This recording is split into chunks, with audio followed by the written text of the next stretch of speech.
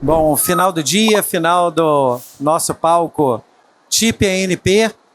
Então, é um prazer retornar aqui a esse palco para a gente começar a se despedir aí da Rio Innovation Week e também já introduzir os artistas do espetáculo a partir de amanhã, que vão ocupar o palco e coordenar os trabalhos na Rio Innovation Week. Então, para esse painel, rumo à COP30 e o papel das associações na agenda climática do Brasil, eu gostaria de convidar aqui ao palco a Natália Weber, da CCS Brasil. Natália, por favor.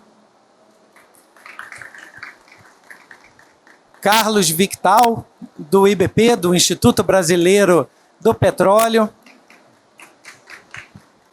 E para encerrar esse nobre painel, o Gabriel Kropsch, da Biogás.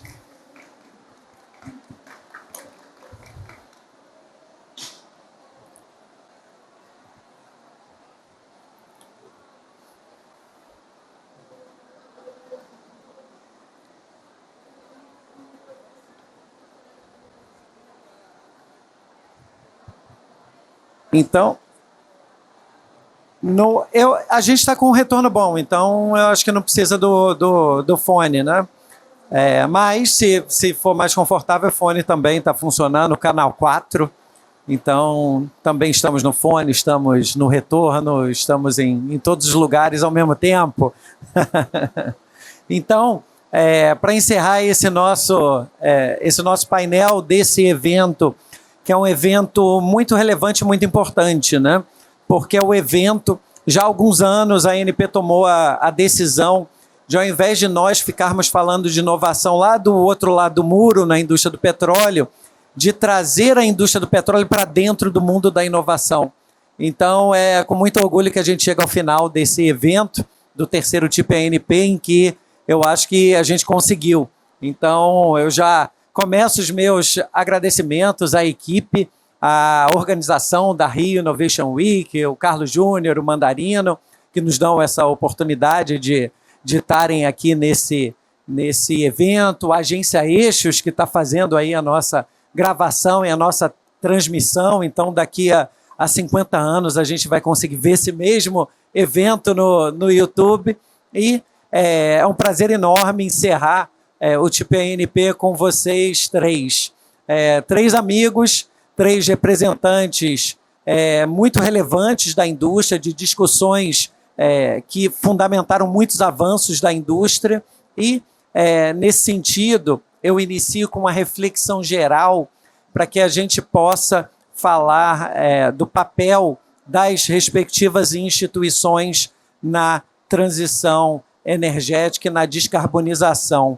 Então, eu vou pedir licença aqui à Natália, porque eu quero começar com o IBP, o Instituto Brasileiro do Petróleo, Gás Natural, Biocombustíveis, que vai aumentando de nome à medida que a ANP aumenta de nome também, né? A ANP surgiu do petróleo, e através da produção do petróleo e do gás natural, mantém uma obrigação contratual de investimento de 1% da receita bruta em pesquisa, desenvolvimento tecnológico e inovação.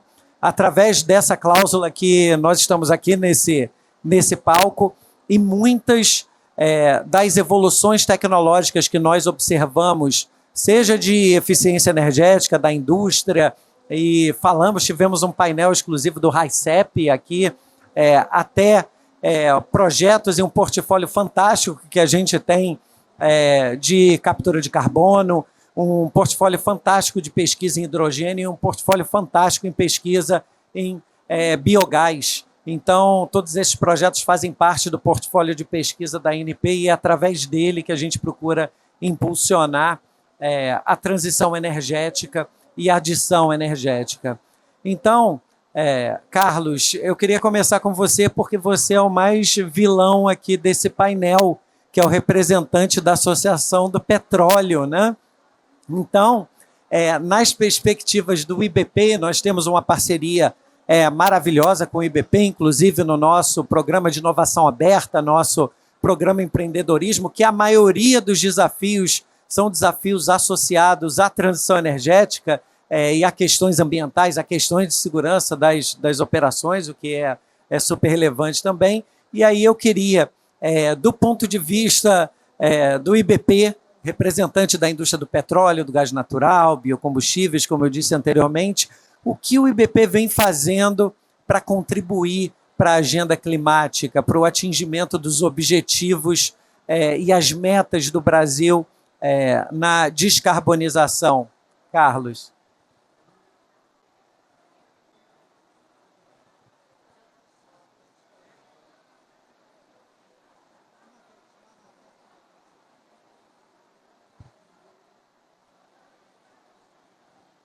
Estão me ouvindo?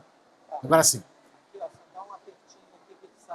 Boa tarde a todos e todas.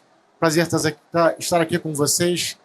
Obrigado, Rafael. Obrigado à equipe da NP pelo convite para estar aqui. É um prazer compartilhar aqui essa sessão aqui com dois profissionais que admiro e que para mim é um prazer estar com eles aqui. Aprendo sempre com eles, ainda mais com a sua condução, Rafael, que a gente já se conhece há bastante tempo, né? Já tivemos em diversas atividades conjuntas, desde a época da segurança operacional. Então, assim, é um grande prazer estar aqui participando com vocês aqui desse painel aqui da ANP. Mas antes de responder a sua pergunta, Rafael, eu preciso fazer a minha autodescrição. Eu sou um homem branco, de cabelos e olhos castanhos, não uso barba nem óculos, estou usando uma camisa vinho e um paletó preto listrado com calça preta listradas. Rafael, você falou, né, do IBP, o Instituto Brasileiro de Petróleo e Gás, que acabou de lançar agora uma nova campanha para justamente revitalizar a sua marca, mostrar o quanto nós temos comprometimento com a transição energética, com a economia de baixo carbono, com a descarbonização. Então, o IBP ele tem lugar de fala, né, nesse aspecto. Tem lugar de fala porque ele, justamente por entender de que se ele é parte do problema, ele também é parte da solução. E aí, nessa parte da solução, a gente tem um portfólio de acontecimentos, de ações que vêm sendo trabalhadas no IBP ao longo de tantos anos, né? Eu lembro muito bem do início da cláusula de P&D, quando esse investimento foi fundamental para que as universidades brasileiras fizessem investimentos em infraestrutura, né, em edificações, comprassem equipamentos. Então, a indústria de petróleo e gás, ela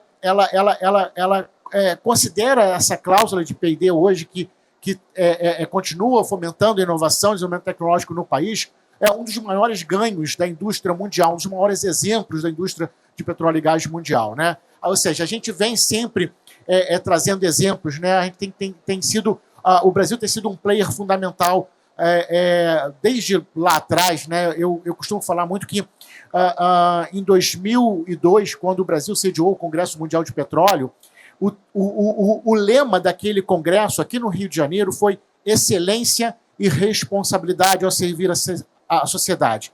O que é excelência? Excelência, naquela época, se traduz hoje em inovação e tecnologia. Responsabilidade se traduz hoje em sustentabilidade, desenvolvimento sustentável, em combate às mudanças climáticas. Então, lá em 2002, o IBP já propôs, né, de uma forma muito corajosa essa discussão desses temas no âmbito da indústria mundial de petróleo e gás, que era o Congresso Mundial de Petróleo e Gás, que geralmente acontecia na Europa, vinha acontecer no Brasil naquele ano de 2002. E de lá para cá, o IBP foi desenvolvendo uma série de trabalhos, né? Hoje, a principal ação do IBP em relação ao combate à mudança climática está na Comissão de Mudança Climática do IBP. É uma comissão com mais de 50 empresas, com mais de 120 profissionais do setor de óleo e gás, que se reúnem no IBP para discutir diversos assuntos. E esses assuntos vão desde CCUS, mercado de carbono, soluções baseadas na natureza, eólicas offshore, hidrogênio, ou seja, todo o nosso trabalho de inteligência, né, de gestão desse conhecimento, graças a essa comissão rica, né, está ligado à ambição do Brasil, aos objetivos do Brasil de redução das suas emissões, com uma meta, com uma NDC bastante ambiciosa, uma NDC que é exemplo para o mundo, né, de que a gente está ousando, está se esforçando para alcançar isso. Mas um ponto importante que o BP sempre vem defendendo, Rafael, aliás, 2 pontos. O primeiro é que essa ambição climática brasileira, esse objetivo de reduzir as emissões, de ser exemplo para o mundo, ela tem que ser realizada ao menor custo para a sociedade. E aí entra muito forte de novo a inovação e tecnologia. Inovação e tecnologia como um elemento não só de desenvolvimento, mas também como um pilar importante para você fazer isso ao menor custo para a sociedade brasileira. E um outro ponto importante é que,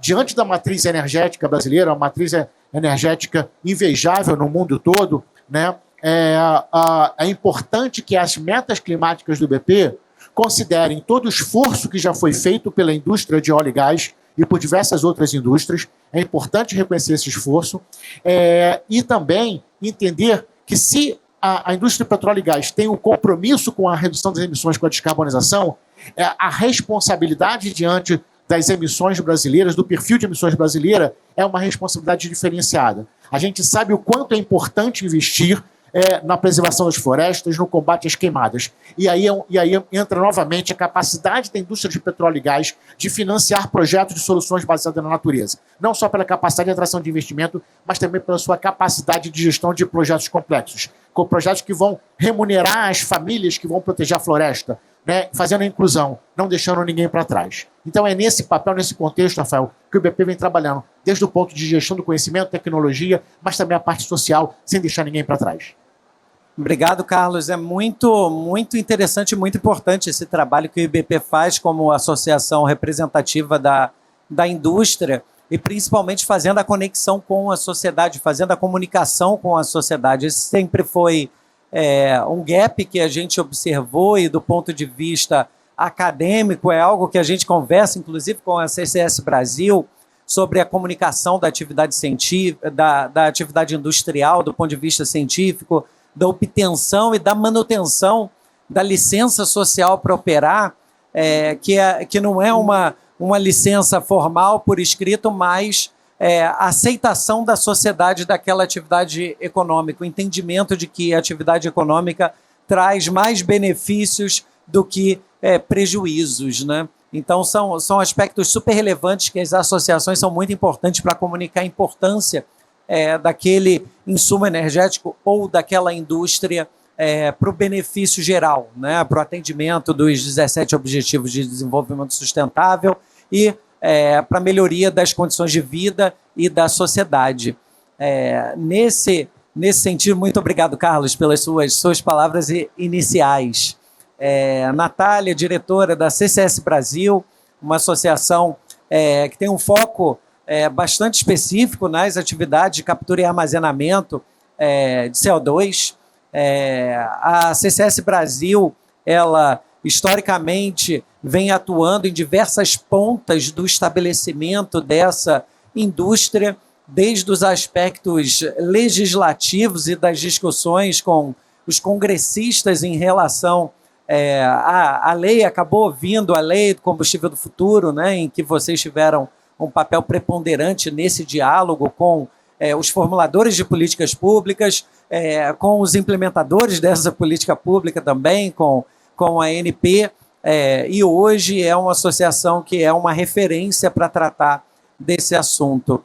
Então, Natália, a palavra está com você para contar um pouquinho para a gente o papel da CCS Brasil e dessa atividade no âmbito da transição energética e do trabalho que vocês vêm fazendo para que nós possamos ter atividade de captura de carbono estabelecida no Brasil. Obrigada. Estou me ouvindo, né? Tá funcionando. Obrigada, Rafael. Gente, estou muito feliz de estar nesse palco, de verdade, com todos vocês aqui, amigos tão queridos, né? Agora? Melhorou? É uma alegria muito grande mesmo. Vim feliz para esse painel, especialmente para um painel de associações, né? A gente pode aproveitar esse espaço aqui e compartilhar nossas dores e nossas conquistas aqui dentro dessa tentativa de fazer o setor de energia funcionar em conjunto, né? Então, obrigada novamente, Rafael, Mariana, Luciene, muito obrigada de coração aqui pelo convite, fico muito feliz. A CCS Brasil é uma associação de 3 anos, né? Comemoramos 3 anos esse ano. Eu sempre falo que parecem 30, né? Que muita coisa aconteceu nesses 3 anos. Mas todo o nosso trabalho, né, desde o início, era exatamente uma busca por criar um setor, né? Era a tentativa de criar um setor. Eu brinco que eu acho que a CCS Brasil é a única associação que nasceu sem associados. Nós nascemos de 2 pesquisadoras que trabalhavam com esse tema, que estudavam esse tema e viam o quanto essa pauta era bem estabelecida fora do Brasil, conhecida fora do Brasil, e o quanto o Brasil tinha a contribuir tecnicamente, né, pelas nossas universidades, com o tema internacionalmente, mas que não encontrava eco na nossa sociedade. Então nós nos juntamos, eu e Isabela, né, nos juntamos e criamos essa associação de 2 pessoas, 100 empresas no começo, e fomos encontrando, pouco a pouco, fomos encontrando esse eco em pessoas, em empresas, em instituições. A NP, desde o início, nos abriu espaço, abriu diálogo, e eu sempre falo também que foi a instituição que trouxe a maior credibilidade para a pauta. Quando começou a usar o tema de CCS, foi o momento em que as empresas começaram a perceber que era sério, que o Brasil ia falar sobre o assunto, né? O IBP também, desde o início, conosco, uma relação maravilhosa. Estou mais recentemente agora conhecendo a Biogás, e tem uma interface também fantástica de CCS com Biogás. Então, nós fomos encontrando esse eco em pessoas, em instituições, e fomos crescendo. Hoje nós somos 20 associados, comemoramos um a um, e temos aí mais alguns entrando conosco, que são pessoas, empresas que compartilham dessa visão de que o Brasil não só precisa, né, desenvolver essas tecnologias para encontrar as suas metas de descarbonização. Nós já temos as modelagens do Plano Clima, e vimos o tamanho, né, que CCS representa dentro dessas modelagens, mas porque também entendem que tem negócio que vai acontecer a partir dessas tecnologias, entendem que a gente tem uma capacidade de crescer, de desenvolvimento de fato a partir dessas tecnologias, né? Nós não temos um grande gargalo tecnológico, né? Às vezes as pessoas falam ou escutam sobre CCS e acham que é uma tecnologia do futuro, né? Que é um tema que precisa ser estudado ainda, que a gente não conhece muito bem. E isso não é verdade. Nós já fazemos CCS há mais de 50 anos, e CCS para armazenamento geológico dedicado de CO2 há pelo menos 30 anos. Então, é bastante conhecido. Sempre tem desafio técnico, nós queremos ganhar eficiência, nós queremos reduzir custos, queremos achar novos materiais, novas aplicações, mas o grande desafio era institucional. E nós, quando resolvemos criar a associação, tinha exatamente esse intuito. Então, o que está faltando, né? Nós temos essa qualificação aqui, nós temos as universidades que já estudavam há mais de 10 anos o tema, nós temos o potencial, né? A nossa geologia é favorável para CCS, nós temos o potencial de captura, né? Afinal, temos bastante CO2, né, para resolver, e tem um potencial para aqueles setores em que CCS faz sentido, né? CCS não resolve tudo, resolve para alguns setores, em alguns contextos. Nós temos esses setores. Então, o que falta?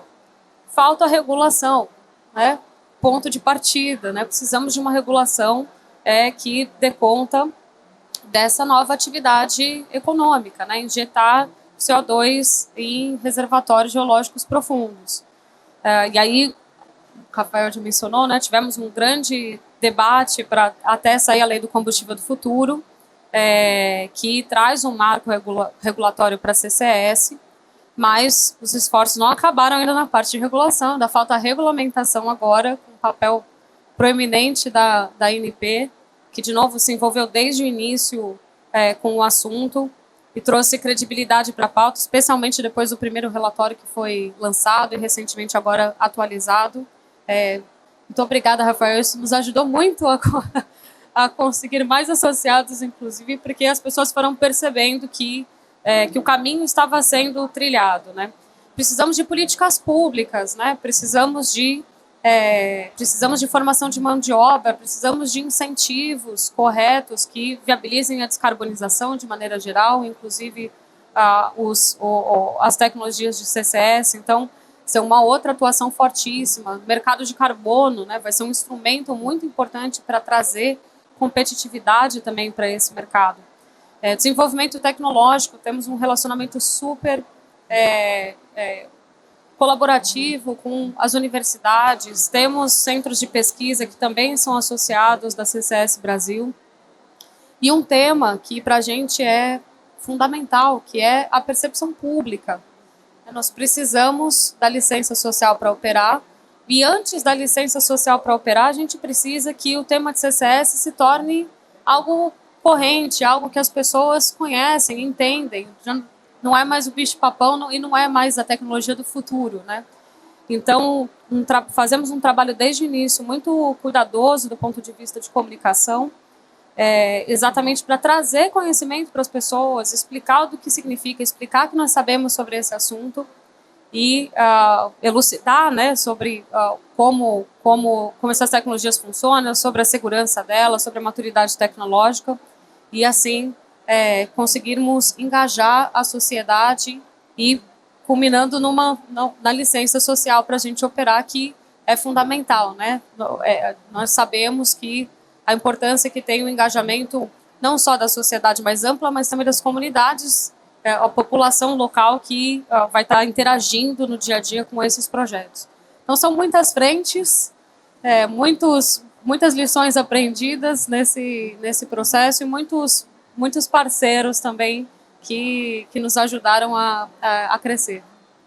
Muito legal, Natália. Então, primeiro de tudo, né, uma salva de palmas aqui para a Natália, que de 2 CPFs transformou em 20 CNPJs em 3 anos. Muito relevante, muito importante. Dentro de um ecossistema de desenvolvimento de uma indústria, tem uma associação técnica aí que possa contribuir, fazer as conexões da indústria com o regulador, com o formulador de políticas públicas, com o governo, para que nós sejamos bem-sucedidos, inclusive com a comunicação com a sociedade, né? E sem dúvida alguma a gente sentiu essa possibilidade e esse momento sinérgico que o país vivia para a implementação dessa indústria, com o conhecimento tecnológico que a gente traz da indústria do petróleo. Então, a nossa equipe de meio ambiente desenvolveu esse relatório regulatório, né, Dani? Então, tomamos essa decisão internamente de fazer esse relatório para começar a estabelecer o que o regulador pensava dessa atividade CCS. Culminamos com a autorização da diretoria colegiada para a implementação da regulação experimental por projeto piloto. A gente não tem uma regulação, mas a gente já recebe pedidos de autorização e vai desenvolvendo os parâmetros e a regulação para aquele projeto específico no decorrer da atividade, para daqui a um tempo, quando nós tivermos acumulado conhecimento regulatório suficiente, podermos desenvolver a regulação definitiva, digamos assim. Então, são processos que sem esse conjunto de players também nós não teríamos conseguido, e sem a contribuição. Tem ali no relatório um agradecimento à CCS Brasil pelas contribuições e, sem dúvida alguma, dentro desse contexto, a colaboração é muito relevante. Pela questão dos recursos, que a gente nem precisa dizer, né, que um regulador tem limitações muito claras de recurso e hoje expostas na empresa em relação a contingenciamento. Então, a gente procura usar todo o nosso ecossistema a nosso favor para que a gente continue progredindo. E falando em progressão, né, Gabriel, quantos painéis nós tivemos falando de transição energética e vinha o Gabriel como um profundo defensor do biogás, da indústria, que nós poderíamos criar, do potencial do biogás dentro da matriz energética brasileira, e a há 2 horas eu estava no painel relacionado à distribuição de energia elétrica, falando de descentralização e do papel do biogás, do biometano, como energia descentralizada para redução, com papel muito relevante para a redução das emissões. Ao invés de emitir o biogás, a gente passa a aproveitar como insumo energético, e do desafio também que a ANP tem para conectar o uso, ou facilitar o uso do biogás, do biometano, a inserção do biometano na rede de gás natural, enfim. Então, são vários desafios que, quando ninguém falava disso, o Gabriel já falava, né, Gabriel? Então, sobre a perspectiva da biogás e do Gabriel, um pregador da temática, profundo conhecedor da temática, como você enxerga o papel da associação, especificamente nesse contexto de inserção do biogás como um contribuinte efetivo para a transição energética, para a redução das emissões e para a descarbonização? Seja muito bem-vindo. Bom, primeiro, obrigado pelo convite, cara. Quando se fala assim, o pregador do biogás, eu me sinto assim, o Beato Salu, né? Cara, quem lembra que é Beato Salu? Roque Santeiro. Cara, né? E aí eu tava viajando aqui, a Natália falando, eu tava tendo uns flashbacks meio aterrorizantes, assim. Lembrando do começo da biogás, né? Então, vou primeiro me apresentar. Eu sou o Gabriel Cropes e eu sou fundador da Sinergás, que é uma empresa que atua há mais de 30 anos no setor de gás natural e desde 2008 já no biogás. E em 2013 fui um dos fundadores também da Associação Brasileira do Biogás, a Biogás, que hoje, depois de 12 anos, tem mais de 150 associados, então um crescimento bastante relevante. E aí eu estava escutando a Natália falar assim, a gente fala assim de regulamentação, por que a regulamentação é tão importante? E ao invés de fazer o pitch aqui, eu vou contar uma historinha para vocês. Lá em 2008, a gente fez o primeiro projeto de biogás, e aí a gente tinha que faturar o cliente, né, para cobrar. E aí nós fomos na Receita Federal explicar o que a gente fazia, falar como é que eu tiro a nota fiscal, qual é a NCM do biogás. Aí o sujeito do bio o quê? Biogás, filho, biogás. Não tem isso. Falei, rapaz, como é que eu já investi, tá lá o equipamento, eu tenho que cobrar, eu tenho que faturar o cliente. Bom, então vamos na Secretaria Estadual, né? Porque eu tenho que pagar o imposto também. Aí, Secretaria de Fazenda e tal, como é que é? Qual é o CMS aqui do biogás? Bio o quê? E aí vai. E aí o cliente falou, não, bacana, Gabriel, mas você tem autorização da ANP? Eu falei, peraí. Aí fomos na ANP. E olha que a gente já estava há muitos anos no setor de petróleo, de gás, quer dizer, a gente já tinha naquela época um relacionamento muito bom. E fomos na época com o diretor Cesário. Cesário, então, ele, não, bio o quê? Biogás. Não, eu não regulamento esse troço, não. Eu falei, você pode me botar por escrito? Eu tenho até hoje uma carta do Cesário dizendo, olha, a ANP não regulamenta biogás, você pode fazer o que você quiser. E assim, por que E é um negócio completamente louco, quer dizer, o cliente quer, eu quero, todo mundo quer, é um negócio bom. Mas se a gente não tem essa base legal, não dá para fazer, você não consegue efetivamente. É um risco impagável, só doentes mentais, igual a gente era em 2008, que fazia esse tipo de coisa. Porque você não... Cara, é um risco total de você ir preso, de você ter uma multa, enfim, tudo de ruim que pode acontecer. Então foi muito importante em 2013 a gente juntar outras pessoas malucas e aí, cara, vamos tentar organizar esse negócio. E aí, dando um fast forward para 2017, a gente teve um marco que foi fundamental nessa história, que foi, na época, com o Carlos Orlando, com o Pietro, com um monte de gente da ANP, e nós fizemos a regulamentação do biometano. E aí o biometano passou a existir. Porque qualquer lugar que eu vou falar de biometano, o cara fala, bio o quê? Eu falo, rapaz, resolução ANP, está lá escrito, pode ver. Ah, não, tá ok.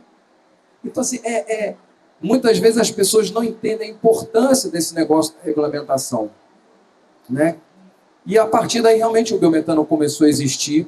E a partir daí você viu, de fato, o que aconteceu. E a gente estava revisando agora os últimos números das unidades de biometano. Né? O Brasil hoje já tem 35 unidades de biometano, sendo algumas dezenas delas já registradas na ANP. Autorizadas pela ANP, diga-se de passagem. As outras estão no processo.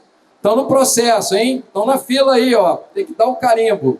Pluct, plact, zoom ali para a gente poder voar. Então, e várias outras, nós temos hoje já 200 plantas de produção de biometano mapeadas dos associados da Biogás até 2030, com seu cronogramazinho em diferentes estágios de desenvolvimento, né? Mas já está mapeado esse mercado. A gente tem nome, sobrenome, CNPJ, endereço, qual é o tipo do resíduo, o investimento necessário, está tudo lá. Ou seja, a coisa está acontecendo, é uma realidade. Ah, Gabriel, mas 200 plantas não é muita coisa? Cara, a Europa faz 1.000 plantas de biometano por ano, todo ano, há 10 anos. A gente está falando de fazer 200 até 2030. A França fez 360 plantas de biometano no ano passado. Tá? Então, assim, cara, não é nenhuma viagem da maionese. O troço é real, está acontecendo. Por quê? Porque lá em 2017, um monte de gente se juntou e falou, cara, não, temos que regulamentar. E foi feita a primeira regulamentação, a resolução da especificação do biometano. Bom, agora isso aqui. Poucos países no mundo, isso é uma coisa que eu falo sempre, poucos países do mundo têm uma regulamentação federal para biometano. Os Estados Unidos não têm. Cada estado é uma especificação. É um futebol, aquele negócio. Você produzir o biometano num estado para vender para outro estado é uma loucura. Que cada pipeline, cada companhia privada tem a sua própria especificação. Aqui nós temos uma especificação única, nacional, para o biometano, independentemente da origem, do substrato do biometano e da aplicação industrial, rodoviário, residencial, geração térmica, geração de calor, não interessa, biometano é biometano.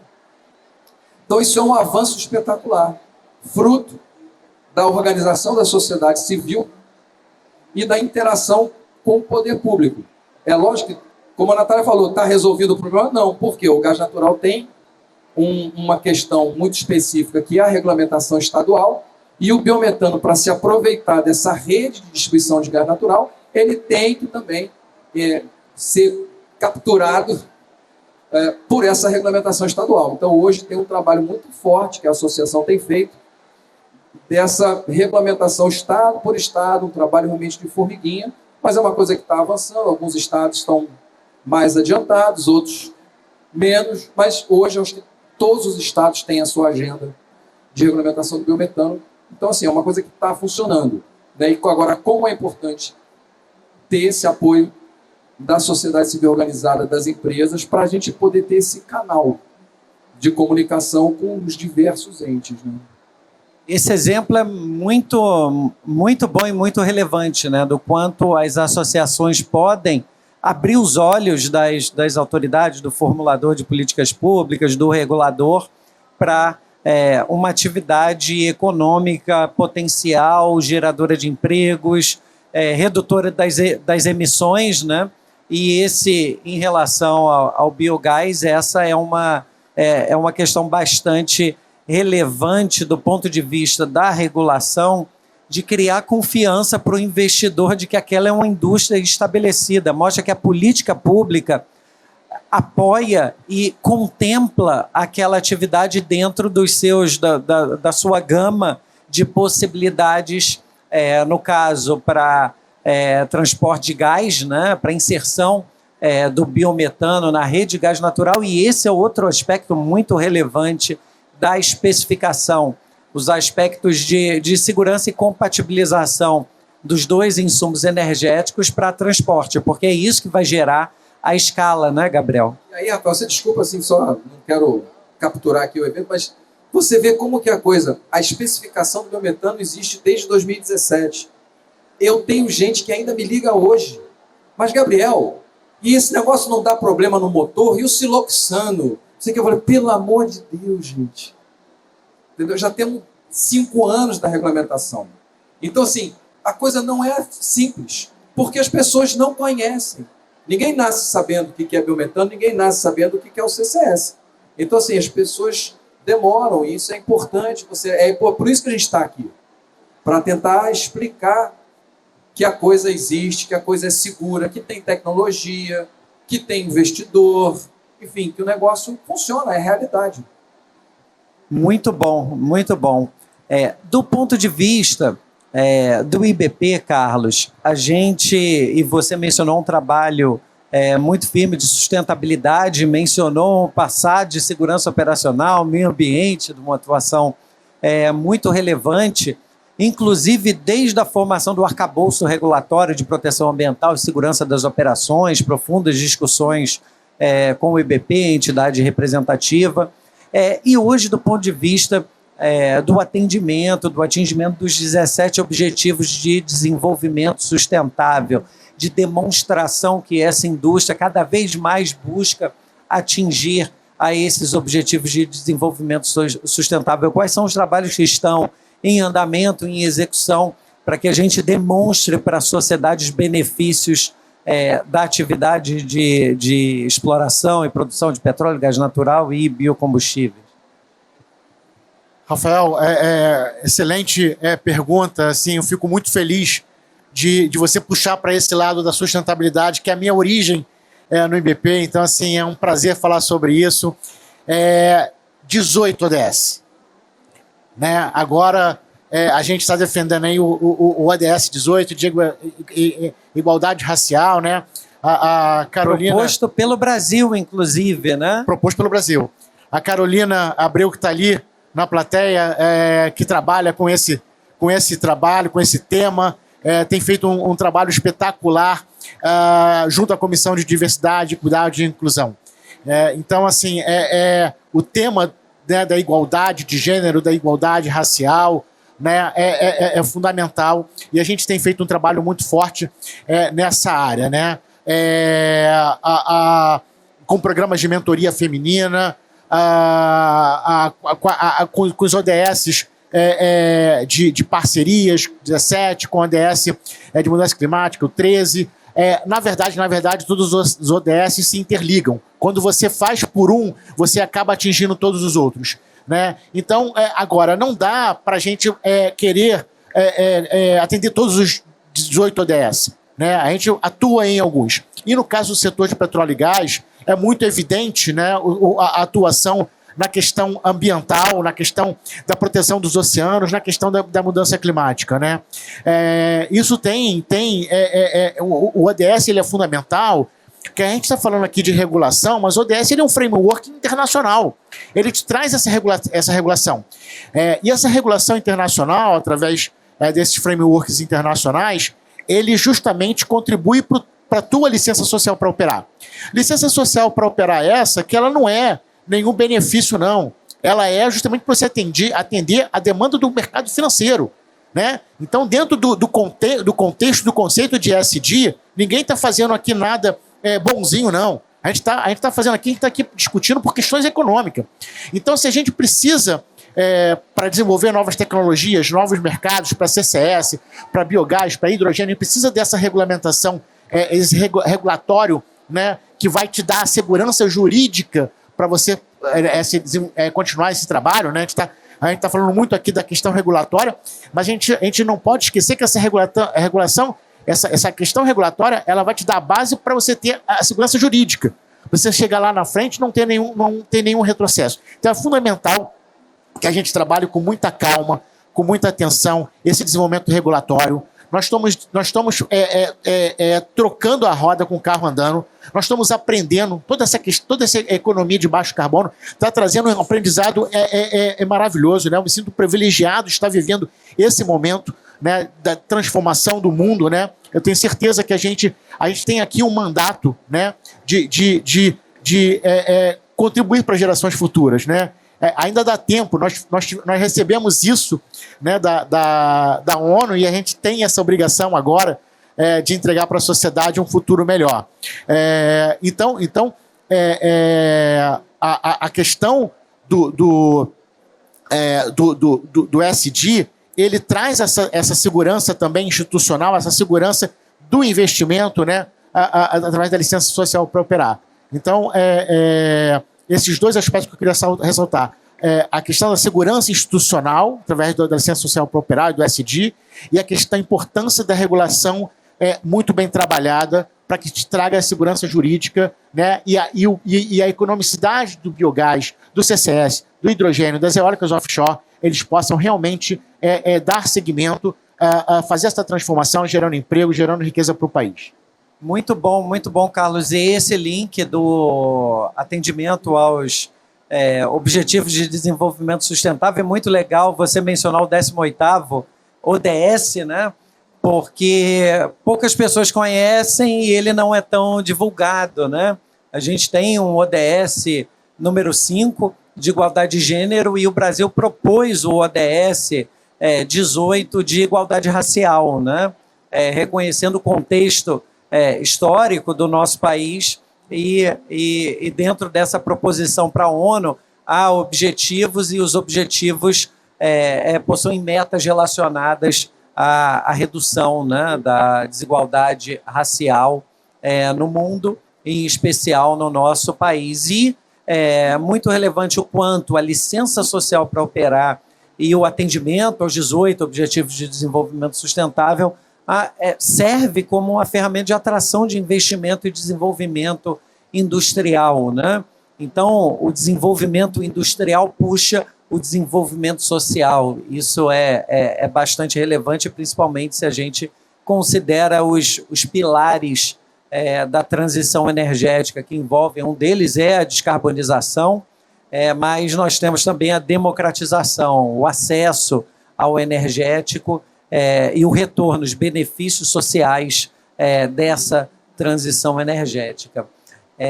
Natália, você comentou sobre a atividade de captura de carbono, do histórico, de quanto tempo a gente tem essa atividade implementada no Brasil. Não é um bicho de 7 cabeças. Com a descoberta do pré-sal, o Brasil passou a ser, em termos de volume, o que mais aplica a técnica de recuperação avançada de petróleo através da captura e da utilização de carbono. Esse processo trouxe um aprendizado e uma vantagem competitiva para o Brasil gigantesca, né? Porque o Brasil, inclusive, aprendeu a lidar com os problemas do transporte, da manipulação do CO2 em conjunto com a água, então problemas relacionados à corrosão acelerada, catastrófica, enfim. Então o Brasil foi desenvolvendo ligas metálicas específicas para lidar com o transporte de carbono, tanto que o maior projeto hoje de captura de carbono que iniciou as operações recentemente, o Northern Lights, que fica na Noruega. Os equipamentos submarinos são equipamentos made in Brazil, fabricados no Brasil com base nesse conhecimento adquirido, né? Então nós temos tecnologia, nós temos conhecimento, know-how e profissionais, uma indústria de petróleo de ponta, para os aspectos relacionados à geologia, perfuração de poços e por aí vai. O que falta é o modelo de negócio, além do estabelecimento da regulação que caminha junto com a implementação da indústria. O que falta para a gente ter uma indústria pujante de captura e armazenamento de CO2 no Brasil? Você já deu a resposta, né? O modelo de negócio.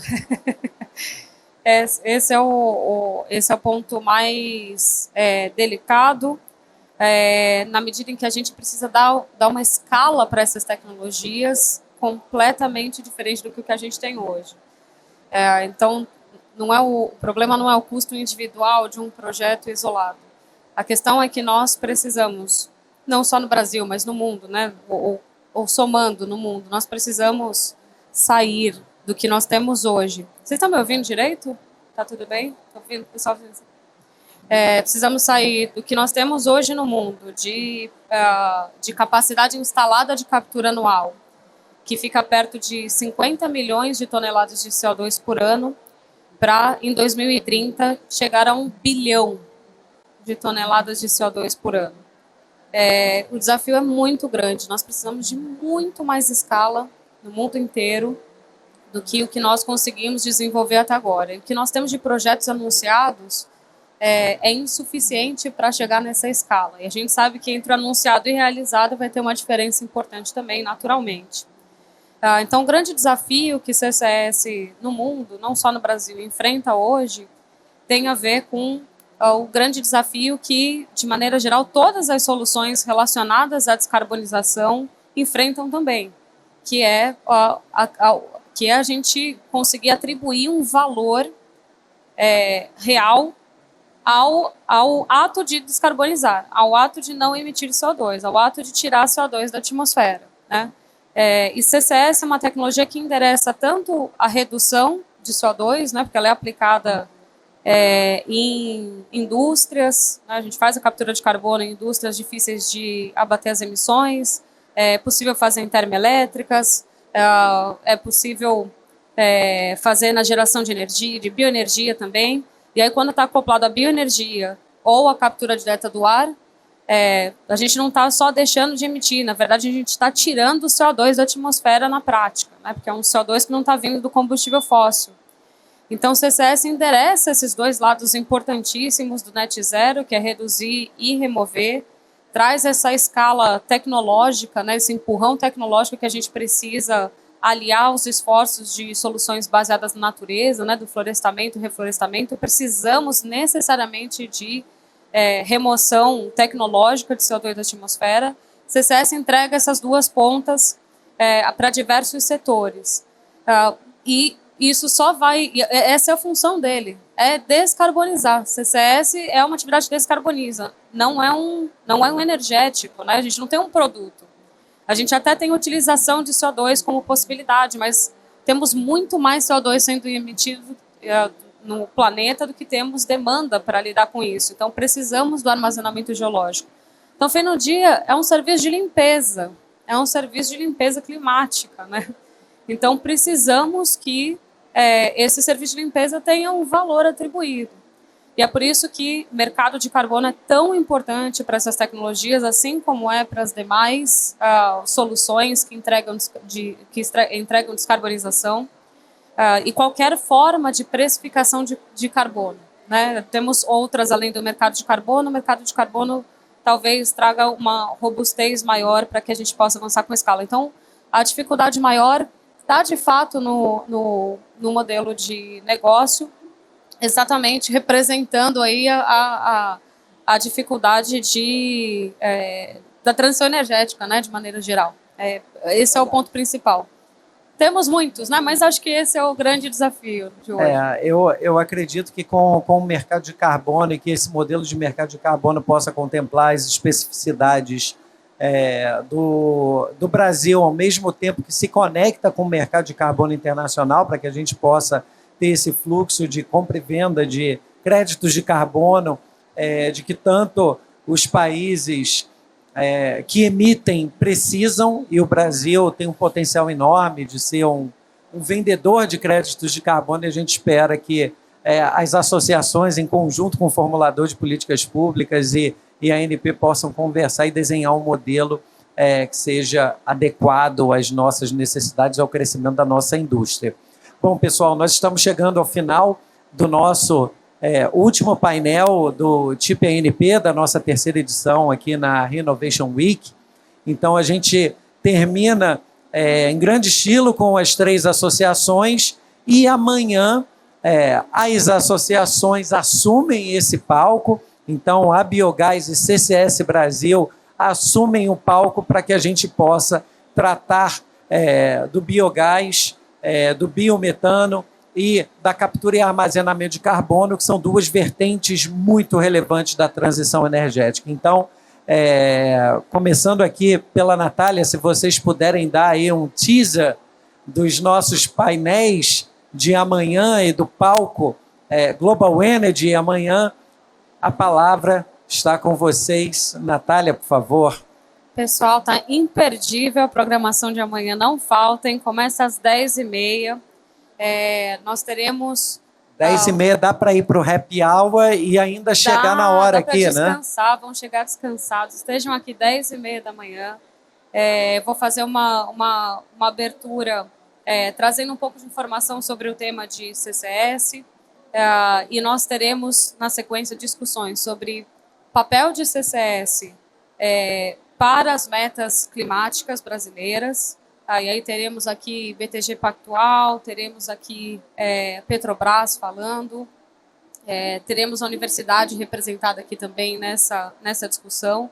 Depois nós vamos ter um painel que eu quero assistir de pertinho, que é um painel sobre as startups na área de captura e armazenamento de carbono. O Brasil tem uma série de iniciativas, tanto dentro das universidades quanto fora também, para desenvolvimento tecnológico e cobrindo agora alguns gaps super importantes aí também na junção com outras cadeias tecnológicas. Então, vamos ouvir 3 startups aqui falando sobre o seu desenvolvimento aqui na área de CCS. E teremos, depois, já vou passar para a Biogás, mas depois que tivermos aqui os painéis da Biogás, ainda vamos fazer uma dobradinha CCS Brasil e a Biogás para falar... Outra dobradinha? Outra dobradinha para falar sobre os avanços após a aprovação da Lei do Combustível Futuro. E teremos um painel ainda sobre regulação de CCS. Então, tá imperdível. Estejam aqui às 10h30 da manhã. Eu vou passar o dia todo aqui também. Estarei aqui. Muito bom. Obrigado, Natália. Gabriel, o que a Biogás vai trazer para a gente aí amanhã, nesse mesmo palco, nesse mesmo local? Eu ia falar, no mesmo bate-local, depois dessa manhã rica desse conteúdo todo, você pode ir ali fora, tomar uma Oxbox, voltar. E aí vamos ter também um painel com as startups, né? O que está acontecendo em termos de tecnologia, de inovação. Vamos falar também de regulamentação de combustível do futuro, o que é esse negócio, que futuro é esse que, na verdade, quando a gente fala combustível do futuro, parece que é uma coisa lá, não, é 1º de janeiro do ano que vem, tá, gente? Então, assim, não é tão futuro assim, né? E vamos falar também, né, apresentar casos de produção de biogás e biometano, o papel do biometano na descarbonização, principalmente na logística, a gente falou aqui, segmentos de difícil descarbonização, então vamos trazer casos práticos, tudo coisa que já está acontecendo, já realidade, projetos, empresas que vão mostrar as suas experiências para que a gente possa divulgar e tentar levar essa mensagem para o público, né, para a sociedade, de que isso já está acontecendo, que é uma realidade. Maravilha, muito obrigado. Então amanhã a gente tem um palco, o palco continua imperdível, está imperdível desde terça-feira e certamente amanhã a gente vai ter a oportunidade de aprofundar esses assuntos e conhecer mais profundamente. Carlos, para encerrar suas considerações finais. Rafael, agradecer essa oportunidade de estar aqui com o Gabriel, com a Natália, com você, né? É um aprendizado constante, né? Muito bom estar aqui com pessoas que a gente quer bem, que a gente encontra sempre e está sempre feliz de estar com vocês, né? Porque nós temos um compromisso de descarbonizar esse planeta, nós temos um compromisso de fazer essa transição energética, mas com responsabilidade, sem deixar ninguém para trás. E nesse momento a gente tem certeza que o setor de petróleo e gás tem muito a contribuir, principalmente para dar lastro ao desenvolvimento das novas energias renováveis.